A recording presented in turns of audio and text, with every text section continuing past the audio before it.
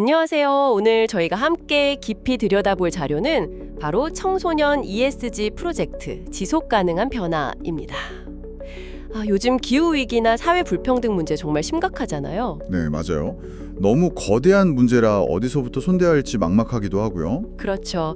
근데 이런 상황에서 우리 청소년들이 ESG, 그러니까 환경, 사회, 지배구조를 통해서 뭔가 실제적인 변화를 만들고 있다고 해서 주목해 보려고 합니다. 네, 여러분이 보내주신 자료들을 보면요. 이게 그냥 구호나 캠페인으로 끝나는 게 아니더라고요. 청소년들이 직접 기획하고 또 막 부딪혀가면서 실행한 그런 ESG 프로젝트 사례들이 아주 생생하게 담겨 있어요. 생활 속에서 뭔가 실천하고 또 시스템까지 바꿔보려는 그런 노력들이 보이는 거죠. 네, 맞습니다. 그런 점들이 참 돋보였어요. 그래서 이번 시간에는 이 자료들을 좀 자세히 보면서 우리 청소년들이 마주한 현실이 어떤지 또 그 속에서 얼마나 창의적인 해법들을 찾아냈는지 한번 살펴보겠습니다.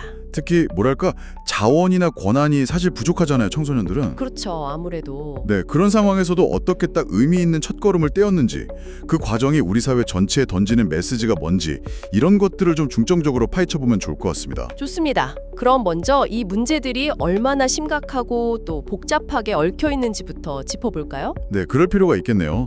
자료에서도 지적하듯이 뭐 기후위기, 미세먼지, 또 사회적 불평등 이게 다 각각의 문제가 아니라는 거예요. 다 연결되어 있다. 네, 전부 얽혀 있다는 거죠. 예를 들면 탄소 배출 많이 하는 산업 때문에 기후 재난이 심해지고 그 피해는 결국 고스란히 사회적 약자들한테 더 크게 돌아가는 뭐 그런 구조인 거죠. 그렇군요. 그럼 이런 상황에서 기업들은 좀 잘 대응하고 있나요? 글쎄요. 24년 한국기업지배구조원 자료를 보면 국내 기업 한 70% 이상이 ESG 경영하겠다. 이렇게 발표는 한대요. 꽤 많은데요? 네, 근데 발표는 그런데 실제 행동은 좀 미흡하다. 이런 평가가 많고요. 심지어 일부는 뭐랄까 실제 바뀐 건 없는데 겉으로만 친환경 이미지 내세우는 거 아니냐 이런 그린워싱 비판까지 받고 있거든요. 그린워싱 문제도 있군요. 네, 그리고 구체적인 피해 사례들을 보면 이게 더 심각하게 다가오는데요. 작년 2023년 한국 폭염만 해도 농촌이나 취약계층 피해가 엄청났잖아요. 네, 기억납니다. 정말 힘들었죠. 그리고 몽골 울란바토르 같은 경우는 겨울철 난방 때문에 초미세먼지 농도가 WHO 권고 기준에 이게 정말 무려 10배까지 올라간다고 하니까요. 10배요? 와, 상상하기 어렵네요. 정말 충격적인 수치죠. 자, 이렇게 좀 암담한 현실 속에서 청소년들이 직접 움직였다는 점이 참 흥미로운데요. 바로 그 SIA 액티즌스 팀 이야기죠. 네, 맞습니다. 이 팀이 좀 특별한 게 2025년 졸업 예정인 솔트 국제학교 학생 6명이랑 몽골 학생 1명이 국경을 넘어서 협력했다는 점이에요. 몽골 학생도 같이요? 네, 그러니까 한국과 몽골 두 나라에서 같이 활동을 한 거죠. 이 팀의 목표는 뭐였을까요? 뭐 거창한 구호를 외친 건 아니었어요. 그냥 우리 청소년들이 이 제한된 자원과 권한 안에서 직접 실천할 수 있는 ESG 활동이 뭘까? 이걸 찾고 그걸 학교나 우리 지역사회에 적용할 수 있는 시스템으로 한번 만들어보자. 딱 이거였죠. 굉장히 현실적인 목표네요. 네, 한국이랑 몽골의 학교 또 지역사회를 무대로 삼아서요. 자료를 보면 진짜 아이디어 내고 실험하고 실패하면 또 개선하고 이걸 몇 달 동안 계속 반복했다고 하더라고요. 그 과정에서 가장 힘들었던 점은 뭘까요? 자료에 나온 내용이 있나요? 역시 처음에는 학생들 참여를 이끌어내는 거, 그리고 아이디어가 진짜 실용성이 있나, 이걸 증명하는 거, 이런 데서 좀 어려움을 겪었대요. 그럴 수 있겠네요. 근데 그 과정에서 돌파구를 찾은 거죠. ESG 강 영역, 그러니까 환경 E, 사회 S, 지배구조 G를 좀 더 구체적으로 파고드는 활동들을 만들어낸 거예요. 영역별로 나눠서 접근했다는 거군요. 환경적 활동이 아까 말씀하신 그 음식물 쓰레기 줄이기 캠페인인가요? 네, 맞아요. 이게 좀 재미있는 게 초등학생들이 자기 반에서 나오는 음식물 쓰레기 양을 매일 체크하고 그걸 고등학생 형 누나들이 데이터를 받아서 분석하고 시스템을 만드는 그런 협력 모델을 구축했어요. 와, 초등학생이랑 고등학생이 같이요.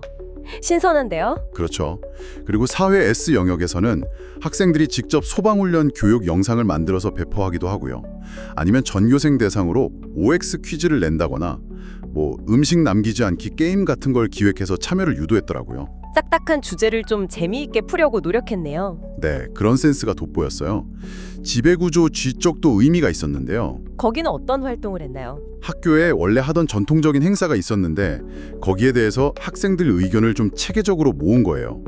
그걸 바탕으로 학생회 보고서를 딱 만들어서 학교 정책에 반영해달라.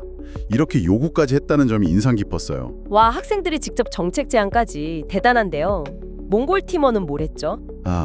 몽골 팀원은 현재 학교에서 ESG 가이드북이랑 포스터를 직접 만들어서 학생들 인식을 개선하는 데 힘썼다고 합니다. 그렇군요. 처음에 좀 어려움이 있었다고 했는데 결국 이런 구체적인 활동들로 풀어간 거네요. 네, 처음에는 막 이것저것 다 하려다가 좀 힘들었는데 안 되겠다. 영역별로 나누자. 그리고 우리가 진짜 할 수 있는 것부터 하자. 이렇게 전략을 바꾼 게 딱 통했던 거죠. 그 과정에서 중요한 깨달음을 얻었다고 하셨죠. 네, 바로 그게 핵심인 것 같아요. ESG라는 게 뭐 엄청 큰 기업이나 정부만 하는 그런 어려운 과제가 아니라 우리 주변의 아주 작은 실천에서부터 시작될 수 있구나 하는 걸 깨달은 거죠. 어쩌면 이 청소년들은 그 자원이 부족하다는 제압, 오히려 ESG의 본질, 그러니까 실천에 집중하는 기회로 삼은 걸 수도 있겠네요. 정확합니다.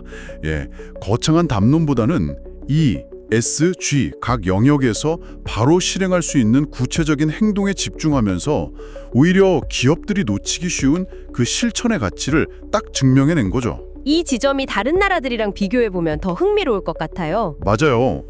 예를 들어 유럽은 탄소 중립 정책을 굉장히 강력하게 추진하고 있고 미국은 ESG 공시를 제도화하고 있잖아요. 네네. 근데 거기에 비하면 한국이나 몽골은 아직 좀 실행 초기 단계다 이런 평가가 많거든요. 그랬죠. 아직은 좀 걸음마 단계라고 볼 수 있죠. 네.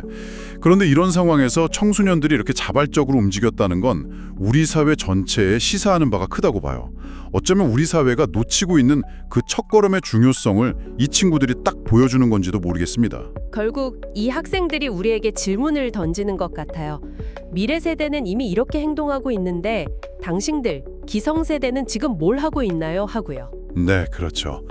이 학생들의 실천이 보여주는 건 ESG가 그냥 선언에 그치는 게 아니라 정말로 실제 변화를 만들 수 있다는 가능성이거든요. 자, 오늘 저희가 함께 살펴본 청소년들의 ESG 프로젝트.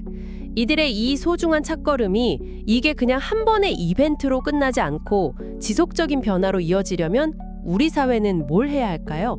글쎄요. 그게 참 중요한 질문인데요. 이 노력을 그냥 학생들이 참 기특하네, 좋은 사례네 이렇게만 보고 넘어갈 게 아니라 우리 사회 전체가 좀 더 구체적이고 체계적으로 이들을 어떻게 지원하고 또 이들의 목소리를 어떻게 반영할지 함께 고민하고 실현해야 하지 않을까 싶습니다. 맞습니다. 그게 바로 우리가 풀어가야 할 숙제겠죠. 네, 오늘 저희가 함께 고민해봐야 할 지점이 바로 여기인 것 같습니다.